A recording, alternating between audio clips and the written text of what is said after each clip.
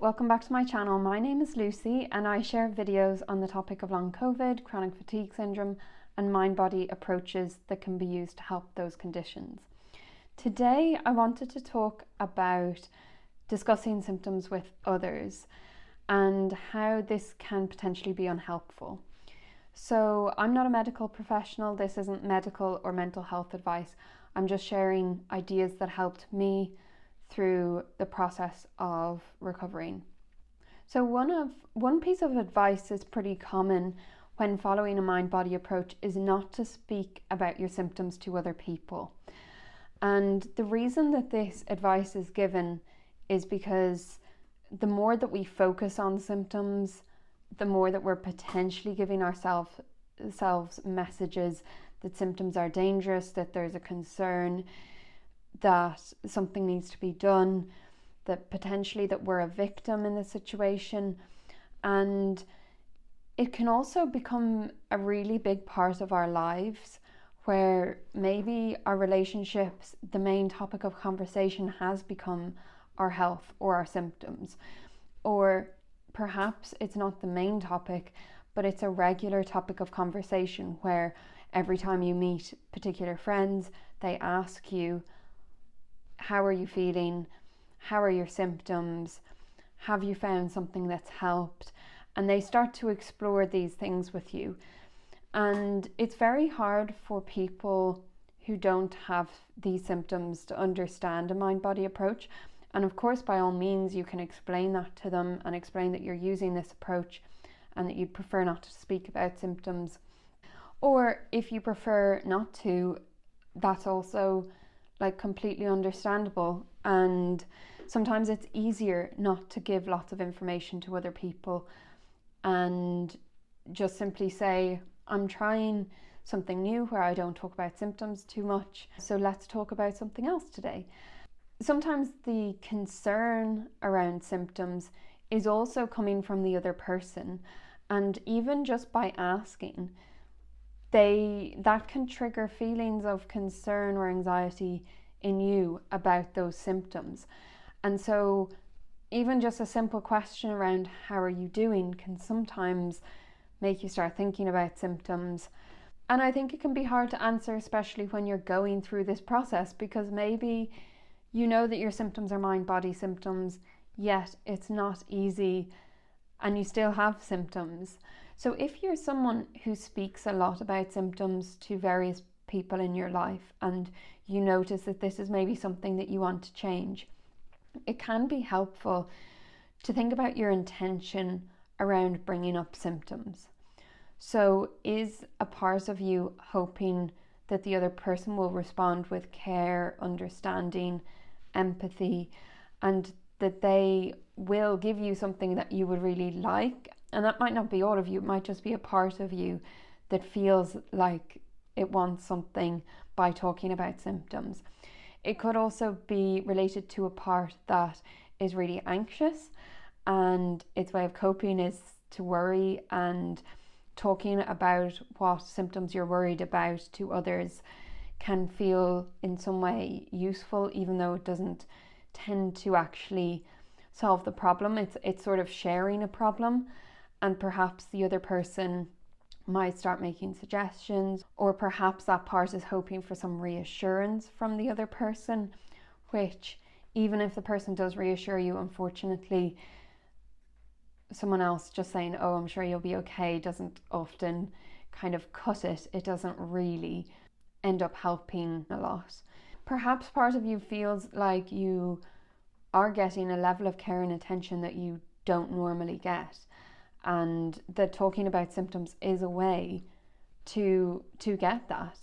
And you could consider whether that's something you had before you were unwell, or whether you're able to discuss other needs with people around how you feel emotionally or things that are going on in your life, or whether your main way of getting that support and care and help is through talking about symptoms. Sometimes it can also be that even though we're not being understood, a part of us wants to be understood and feels that by talking about symptoms, eventually we will be understood, because we've been misunderstood by so many people, or maybe by the same person again and again and again. And we think that if we just keep explaining these symptoms to that person, they will eventually understand. And the intention for that part is, I suppose, to be seen and understood and validated for your experience. And the reason that I talk about intention is because it is normal, if someone had a symptom, in some instances, to mention it to other people. It's not as though lots of people would always keep those things to themselves. But if, for instance, you fully believe in a mind-body approach and you feel as though, even though you have a symptom, you know for sure it's a mind-body symptom, there are things that you can do to help it, then sharing with someone, that you're having a bad day, you have more symptoms than usual, without going into too much detail about it, can be helpful, or can just be allowing someone to understand your situation that day, or allowing someone to understand why you're not cleaning the house from top to bottom, because perhaps it's a bit more difficult today than it is on other days. And this is where it is a little bit nuanced, and it's not necessarily that people should never talk about symptoms ever for the rest of their lives.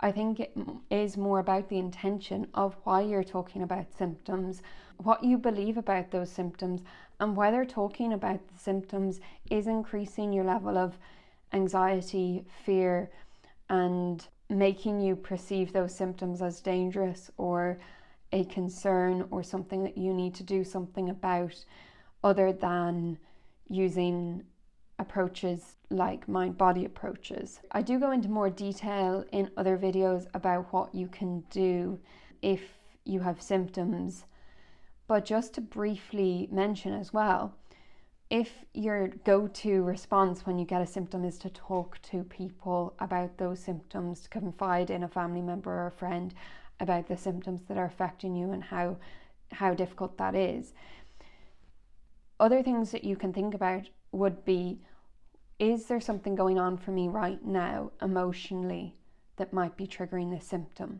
Has anything changed this week in terms of any triggers that might have brought about difficult emotions?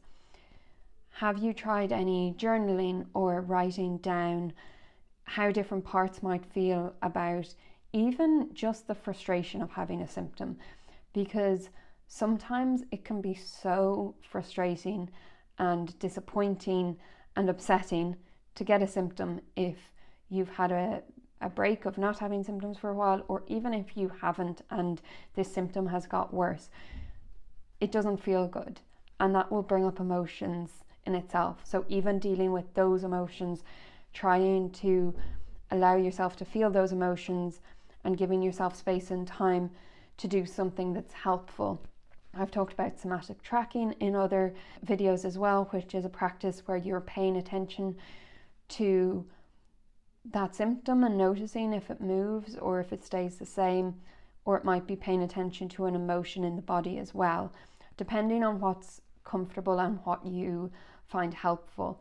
So if you know that you're someone who talks a lot about your symptoms to other people, it could be helpful just to keep track of that and write down any time that you have been talking about symptoms and how different parts of you felt about that. Did a part feel reassured? Did a part feel validated? Did a part feel more anxious after talking about symptoms, or more stuck because you didn't get a solution from someone else by talking about the symptom? Consider what you might be gaining, or whether it's generating further anxiety or concern or fear in that situation. This practice of not talking to others about symptoms is more so just to ensure that you're not fueling the cycle of fearing symptoms. If you're generally struggling with a lot of symptoms and that's affecting how you feel emotionally, how you feel like you're managing, by all means do confide in someone else about how you're feeling, how it's affecting you. Don't feel like you need to keep everything in, that you can never tell anyone about any symptom. But consider how much you're talking to other people about symptoms. If this is one of the main topics of conversation, and if it's helpful. And if it is one of the main topics of conversation with some of the closest people in your life, even that in itself is giving some kind of message to your body and your brain that this is something that's a concern, this is something that's a problem, and this is something that needs to be paid attention to, rather than speaking about other day-to-day things.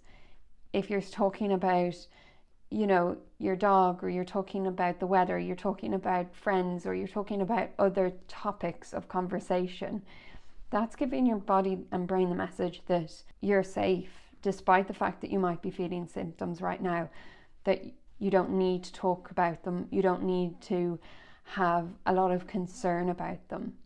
So if you found this video helpful, please like and subscribe.